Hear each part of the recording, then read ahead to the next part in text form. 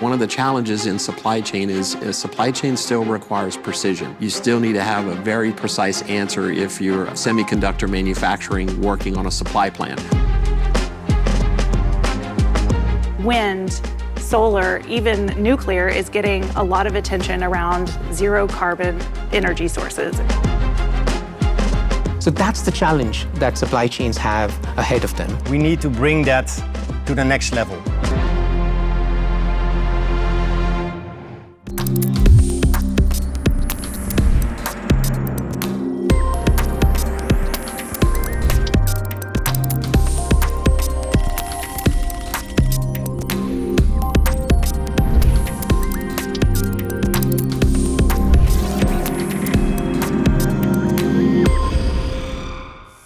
Hey friends, welcome to this episode of The Futurist. In this episode, we tackle a subject that touches us all. If you're a consumer, a business, an entrepreneur, anybody, anywhere is impacted by this. And we're talking about supply chains. A supply chain is simply a mechanism to get goods from one place to the other. Imagine a truck carrying groceries from the farm to the grocery store. Now that's a supply chain. Think about an airplane transporting anything from one location on the planet to another. That's a supply chain. Companies worldwide, everywhere, rely on supply chains to be able to transport their goods from one place to the other. And supply chains are critical to our survival.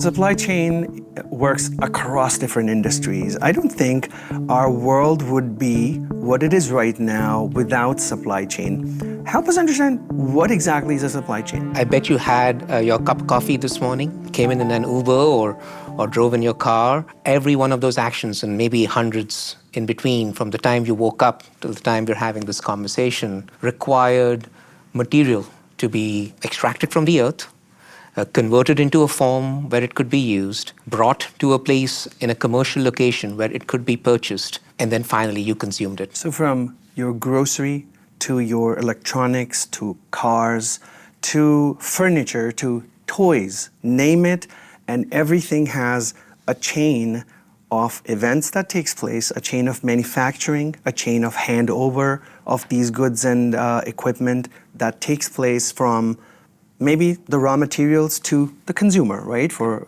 our viewers to understand it. That is a supply chain. And anyone who lived through the pandemic and tried to get a home remodeling done or tried to order some furniture because they were spending all this time at home and wanted to actually feel better about being at home and not in the office, probably took longer than they anticipated and cost a little bit more. All of that was because each of those activities that needed to occur in a sequence occurred a bit slower and cost a little bit more because there was more friction. If you would open a bottle of Heineken 00 that is here behind me, and imagine of the journey that has been, that bottle has been on. It started a long time ago, right? In a glass factory where we make the bottles. It starts at a factory where we produce the labels of the Heineken brand. But of course, before that, all that design needs to be created, right? And then all of those materials are coming together at the right moment, at the same moment, when we are producing that specific SKU, which starts on Monday, 10:15, and then all those materials need to be ready and available in the right amounts to produce the amount of Heineken 00 glass that we plan to do in that specific moment. And once that is done, it needs to pass all the quality controls. It gets into a warehouse where it waits for a couple of days because we don't want to have too much stock. Once that order comes in from our customer here in Amsterdam, we collect all the orders, we bring it to a depot near Amsterdam for specific delivery in Amsterdam. Because we cannot drive with regular trucks in Amsterdam, we need to do that with electric trucks. Making beer is a very complex process. But getting that beer on time in a market and managing that complete supply chain to get your product on time is an even more complex process.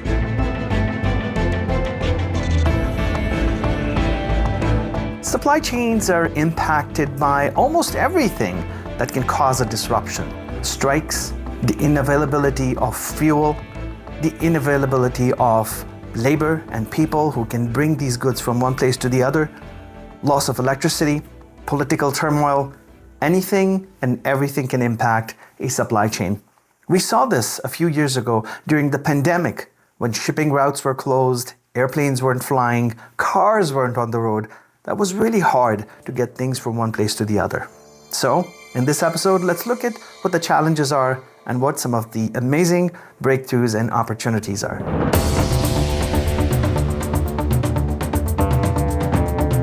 Supply chains have always operated at the edge of instability. So almost like a fighter pilot or a fighter plane that is designed to be at that envelope of instability from an aerodynamic perspective. In many ways, that's how supply chain always operated. Initially, that instability came from the demand side. You and I, over the last decade or two, got used to shopping online. We did much of our shopping from all of the popular marketplaces that are online rather than going to the store. And that created a certain amount of change in how supply chains had to operate because they had to deal with that demand uncertainty. And that caused a bit of disruption. But what really has changed over the last few decades, the last few years, is the changes that have occurred on the supply side. So you take the demand side instability, and you add to it the supply side instability, and all of a sudden you have a perfect storm. So that's the challenge that supply chains have ahead of them. And quite frankly, very few of them are well equipped to deal with both of these challenges coming together at the same time.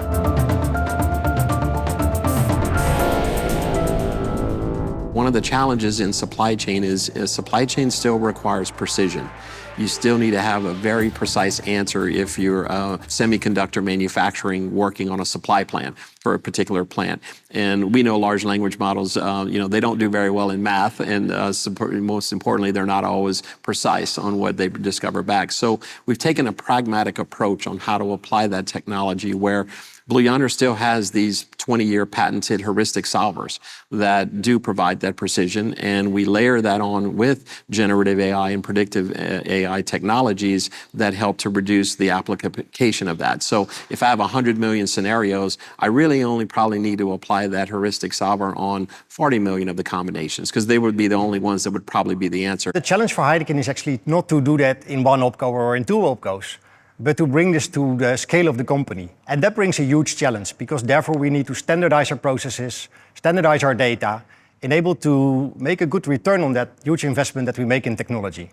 And this is where we are today. We are harmonizing our processes, harmonizing our data structures, and bringing also rigor in the governance of that to make sure that we actually can leverage the huge investments we are making in technology today, and all of it is still to come tomorrow.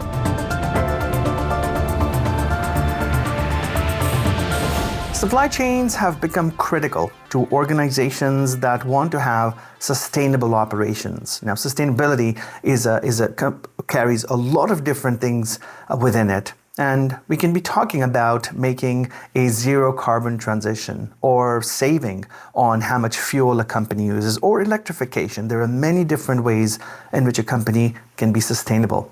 Supply chains need to be sustainable for organizations to be able to squeeze maximum value from what they do. Let's look at how this is possible and what is happening in the world right now through technology and innovative approaches to make supply chains sustainable and to help organizations become more sustainable by operating supply chains that are efficient. Any supply chain, whether it's, let's say, in the food industry, the apparel industry, transportation industry, right?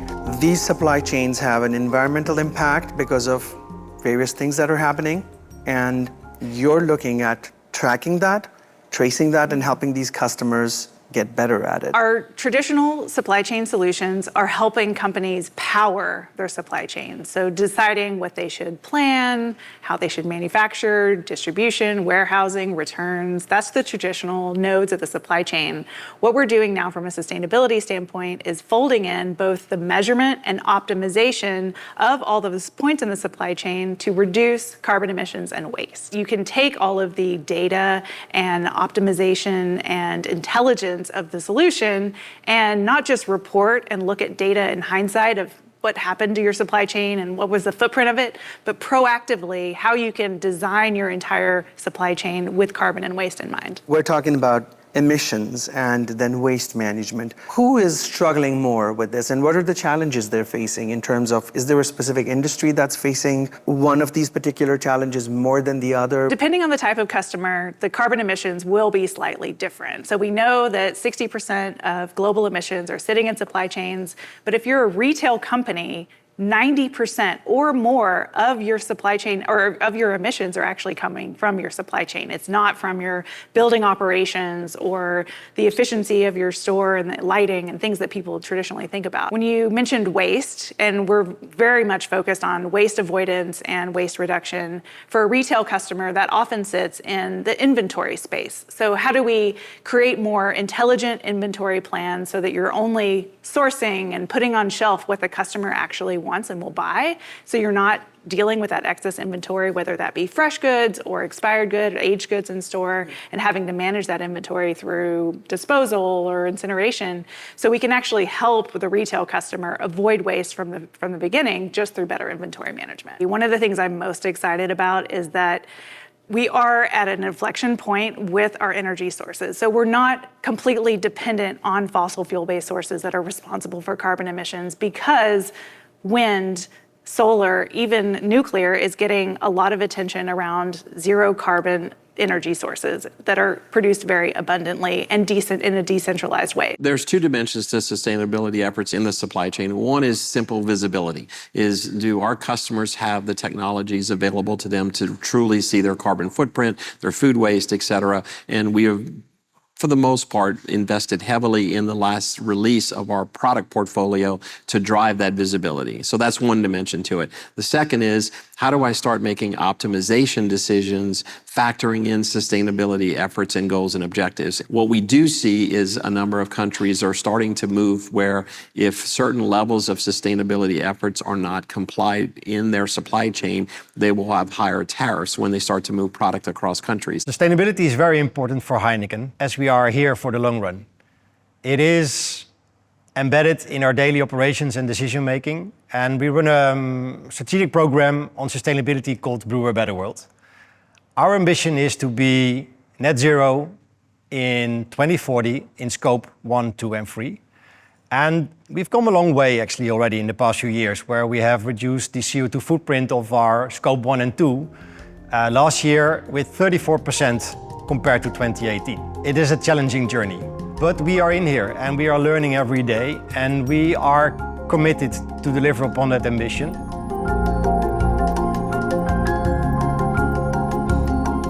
Artificial intelligence undoubtedly has created a very big impact in the world. Now today we're talking about agentic AI, generative AI, machine learning, algorithms. All these words are very common. And the reason for that is that AI has garnered a lot of interest. AI has a number of advantages that we were unable to have in the past. Through automation, by its ability to look at a lot of data and to crunch information really, really fast, it's really helping move the needle in the right direction.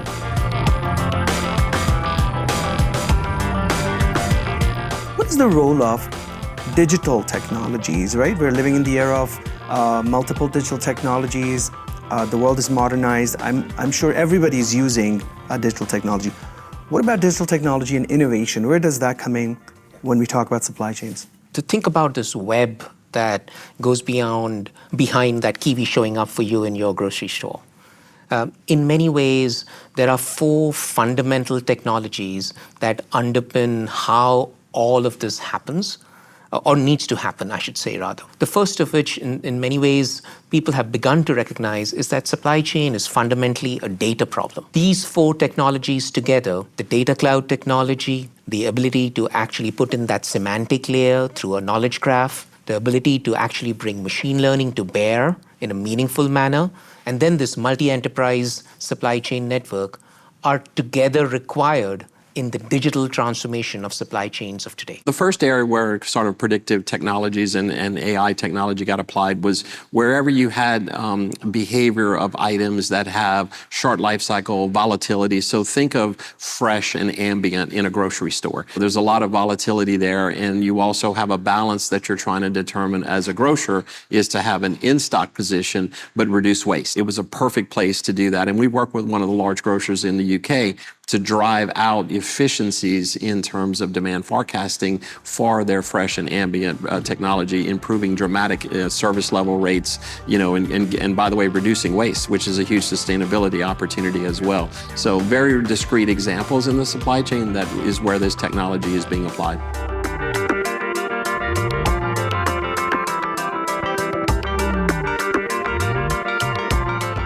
If you look at it, we go back, say, 40 years or 50 years, right? Right at the emergence where computers began to be used in any industry, right? I think went through a phase of general productivity back in the day. Then we had the internet, and now people started sharing information with each other. Now on top of that, we have machine learning that studies all the data and does many, many things to it. Which brings me to the point of artificial intelligence, which is driven by machine learning, and it's very connected. How does AI come into play now with solving this complexity? We've realized that for a good system to be true, both from a planning and an execution perspective, it needs to be able to take into account the inherent uncertainty in information that's available. And if you now want to evaluate what good decision needs to be made in each of those parallel universes, you need to apply the power of machine learning to evaluate which options to even consider, and then to collapse them into a meaningful recommendation for a decision maker to execute. We use AI and ML technology powered by Blue Yonder to increase and improve our forecast accuracy and reduce our bias of our biggest markets. To facilitate the decision-making and process, to do that in the most efficient way, and making sure our products are available in the market is something that we empower with very advanced technology today.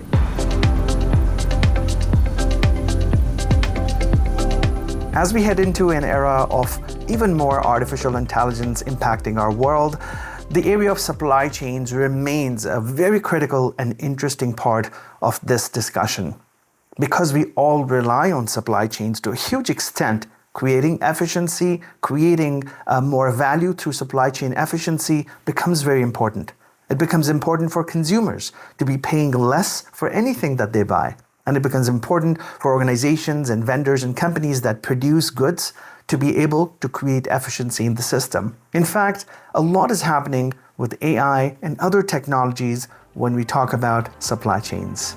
The future undoubtedly is better than it was before because of all the gains that we have been able to get from AI.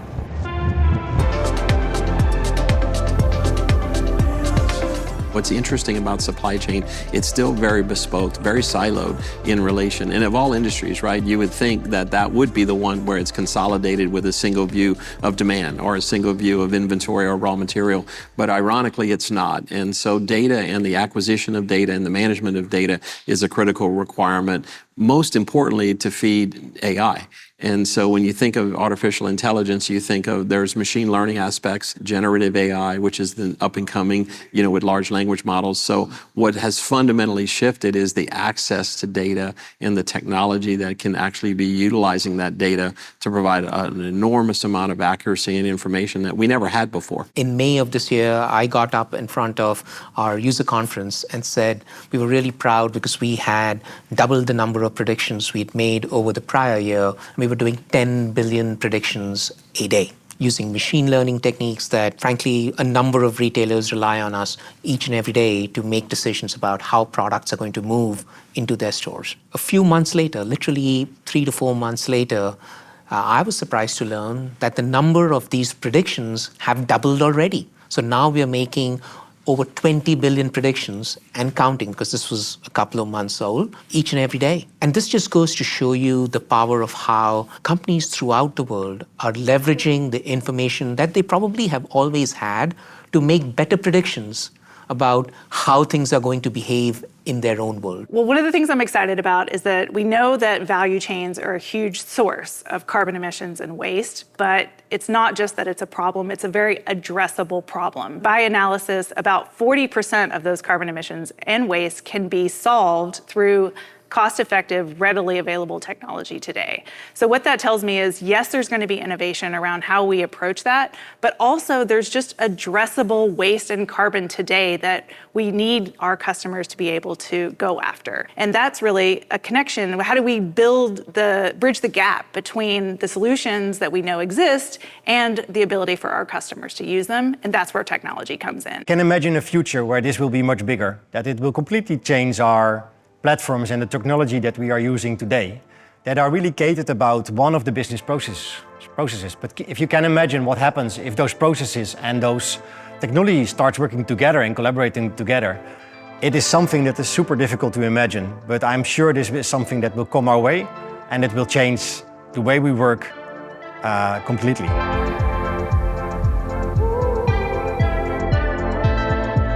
As we looked in this episode, supply chains form a critical part of our world, our planet. Today we're battling a number of challenges, from a population that needs to be fed to a growing population that can be 9 billion people in the next few decades. We're also looking at being able to extract maximum value from what we do in business, from creating equipment and goods, from farming and healthcare, to bringing these things and services to consumers. Supply chains have been working for ages the way they are, but now is a very transformative part of this equation. I really believe the future of supply chains is about more efficiency, more sustainability, and being able to create more value for everybody involved in the entire supply chain. With that, keep an eye out for supply chain information, supply chain breakthroughs, and what is happening in our world in different places, in different ways.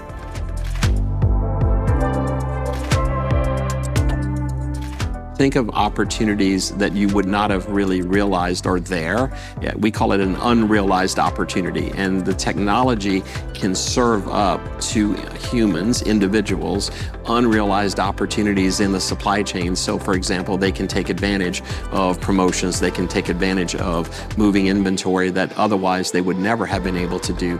And that is the future. So when we talk about reinventing the supply chain, we've spoken about the autonomous supply chain. They're self-healing, self-curing. They basically are automatically handling disruption as it happens. That is 100% how supply chains will be run in the next decade. There's no doubt in my mind. So supply chain is a key function in Heineken, right? That brings a lot of business together and a lot of people together. In order to be future fit, we need to bring that to the next level.